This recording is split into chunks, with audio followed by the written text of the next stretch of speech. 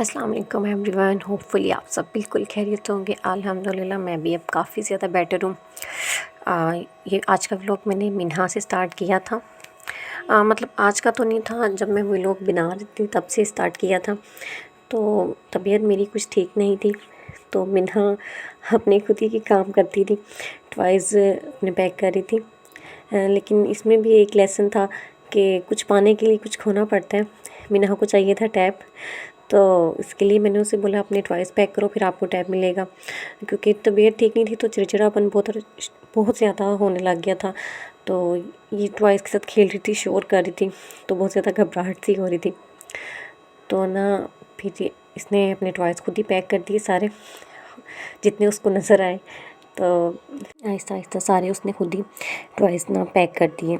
तो खैर मेरी तबीयत बहुत ज़्यादा ख़राब हो गई थी, बीपी बहुत ज़्यादा लो हो गया था, तो वीकनेस बहुत ज़्यादा हो गई थी।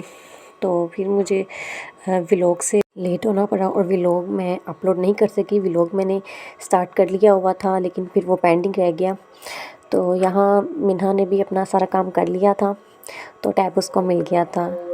तो यहाँ उसके लिए क्लैपिंग करनी चाहिए कि अपने काम खुद कर लेती है। तो मैं फिर जब हॉस्पिटल गई, डॉक्टर ने मुझे ड्रिप लगा दी थी ताकि वीकनेस सारी रिकवर हो जाए। तो वीकनेस बहुत ज़्यादा थी, मैं उठ भी नहीं पा रही थी। तो खैर जैसे ही मैं ठीक हुई, सबसे पहले मैंने मेरे मुंह का टेस्ट बहुत ज़्यादा ख़राब हो गया था, तो टेस्ट का बेहतर होना बहुत ज़्यादा ज़रूरी है। तो सब शुरुआत मैंने बर्गर से की थी, मैं खुद नहीं बना सकती थी क्योंकि अभी इतनी ज़्यादा रिकवर नहीं हुई थी। तो खैर हस्बैंड बाज़ार से ही ले आए थे। तो सर्दियाँ होती हैं तो फिर हम ना कमरे में हीटर चला रहे थे, तो यहाँ हीटर के पास ही बैठ के हम नीचे बैठ के खा रहे थे। तो यहाँ बस मैंने बर्गर खाया और उसके बाद से फिर नेक्स्ट डे का व्लॉग है कि नेक्स्ट डे की रूटीन स्टार्ट हो जाती है। कि मैं जब आई थी तो डॉक्टर ने बहुत ज़्यादा मुझे हेल्थ चीज़ें रिकमेंड की थी कि फ्रूट्स खाएं, इनको यखनी दें, इनको सूप पिलाएं। तो हस्बैंड फ्रूट्स भी ले आए थे कि जी अब बस तुम्हारी हैवी डाइट स्टार्ट हो गई है। तो जी मेरी तबीयत ज़्यादा ठीक नहीं थी, तो मैं अभी भी ना कुछ ठीक नहीं महसूस कर रही थी। तो फिर मैंने ना आज अपनी बचत की है, मैंने एक ही बर्तन को बार बार यूज़ किया है ताकि बार बार मुझे बर्तन वॉश ना करने पड़े और सर्दी ना लग जाए। तो इसलिए मैंने स्ट्रेनर निकाला था, आज सारे काम मैंने स्ट्रेनर में ही किए हैं और इसी को वॉश करके यूज़ कर रही थी। तो मैं आज बना रही हूँ बीफ कढ़ाई, और क्योंकि मेहनत नहीं कर सकती थी ज़्यादा, कोई एफर्ट वाला काम नहीं कर सकती थी, तो इसलिए वो वाली डिश मैंने सेलेक्ट की थी जो खुद ब खुद बन जाए। तो वो कढ़ाई हो सकती थी या दाल हो सकती थी जिस पे एफर्ट नहीं करनी पड़ती। तो फिर बस मैंने सोचा बस कढ़ाई बना ली जाए, ताकि वो हस्बैंड भी कह रहे थे कि अब कुछ खा लो ताकि ठीक हो जाओ। तो फिर मैंने ना वो गोश्त ले आए थे, तो फिर मैंने ना उसकी झटपट कढ़ाई बना ली। तो फिर उनको याद भी नहीं था कि साथ में दही भी लेकर आना है, कढ़ाई में तो दही भी डलती है। तो खैर आज मैंने दही के बगैर ही कढ़ाई बना दी।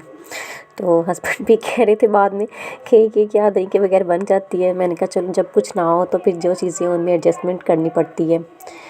तो यहाँ पे मैंने सारे मसाले वगैरह काट लिए थे, उनको मैंने डाल दिया प्रेशर में। और प्रेशर का काम सबसे इजी होता है, तो इस पे तो बिल्कुल एफ़र्ट नहीं करनी पड़ रही थी मुझे। तो मैंने अदरक, लहसुन और बाकी मसाले, नमक, लाल मिर्च और मिक्स मसाला और ज़ीरा पाउडर, ये सब मैंने ना इसमें ऐड कर दिया था और इसमें डाले थे मैंने 2 ग्लास पानी, और इसको मैंने 15 से 18 मिनट के लिए प्रेशर दे दिया था।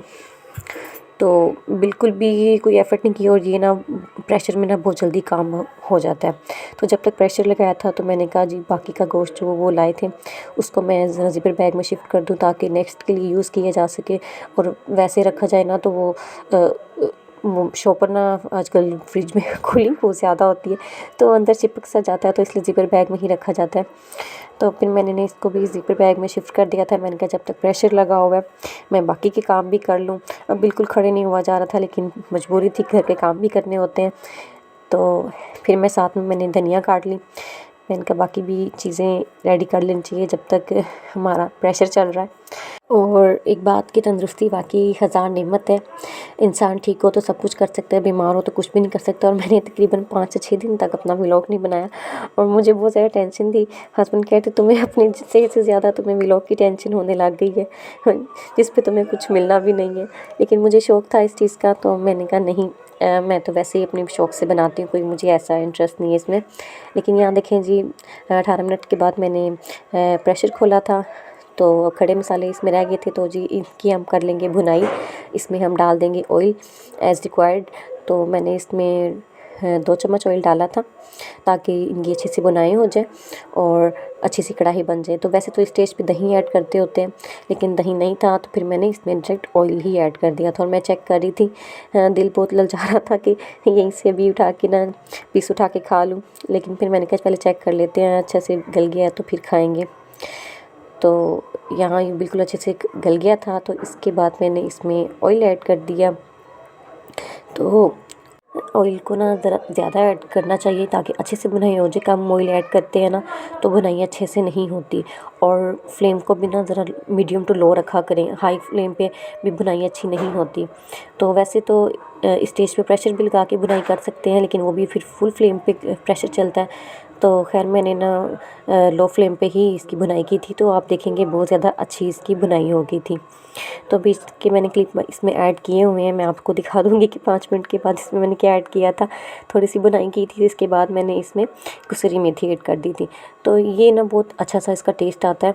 तो कोई चीज़ की कमी रह जाए तो इससे पूरी हो जाती है। यहाँ देखें जी कि 5 मिनट के बाद काफ़ी हद तक अच्छी बुनाई हो गई है। तो देखें फ्लेम बिल्कुल लो है, कोई मैंने हाई नहीं रखा हुआ। तो इसके बाद दोबारा फिर मैंने चेक किया, तकरीबन 10 मिनट भुनाई की थी, तो बिल्कुल हमारी कढ़ाई रेडी हो गई थी। तो बहुत अच्छी बनी थी।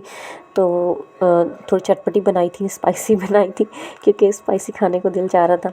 तो वैसे भी जब भी तबीयत ख़राब होती है उसके बाद मैं सबसे पहले कुछ स्पाइसी चीज़ें ही खाती हूँ, ताकि ज़रा मूड फ्रेश हो जाए, तबीयत फ्रेश हो जाए। और जितने हम फ्रेश होंगे उतना अच्छा हम खाना भी बना सकेंगे।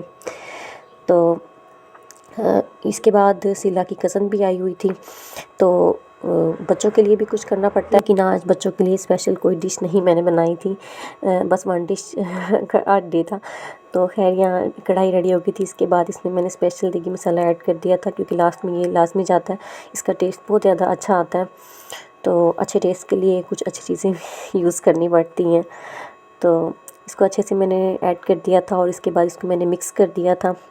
तो बहुत ही मज़ेदार सी कढ़ाई रेडी हो गई थी। तकरीबन 45 मिनट में ना ये डन हो गया था। तो टाइम शॉर्ट हो तो आप प्रेशर कुकर को यूज़ किया करें अगर आप इसको बेटर समझते हैं तो। लेकिन मैं तो बहुत ज़्यादा प्रेफर करती हूँ, टाइम की बहुत ज़्यादा बचत हो जाती है और कुछ एफ़र्ट नहीं करनी पड़ती। तो खाना भी अच्छा बन जाता है, ऐसा नहीं कि खाना अच्छा नहीं बनता, बहुत अच्छा खाना बन जाता है। तो मैं तो इससे बहुत ज़्यादा सेटिस्फाई हूँ। अगर आप सेटिस्फाई हैं तो आप भी इसको यूज़ कर लिया करें जी। फिर खाना खा लिया था। इसके बाद जो इनकी कज़न थे उनके लिए ना केक लेकर हम आए, उन्हें केक खिलाया। वो पहले से फ्रिज में पड़ा हुआ था, ये लेकर स्पेशल नहीं आए थे। तो लेकिन बच्चे हैं, उनको तो केक बहुत ज़्यादा पसंद है, हमने खाया ही नहीं था, क्योंकि मैं खुद खाऊं तो बच्चे भी फिर खाते हैं, अगर मैं ना खाऊं तो बच्चे भी बिल्कुल नहीं खाते।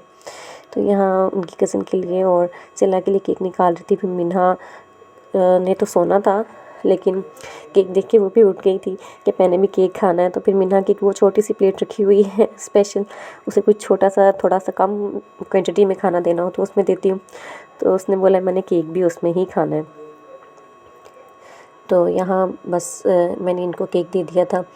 तो आज का कोई स्पेशल व्लॉग नहीं था, बस आपसे अपनी मैंने ना कंडीशन शेयर करनी थी कि व्लॉग लेट होने की क्या वजह थी।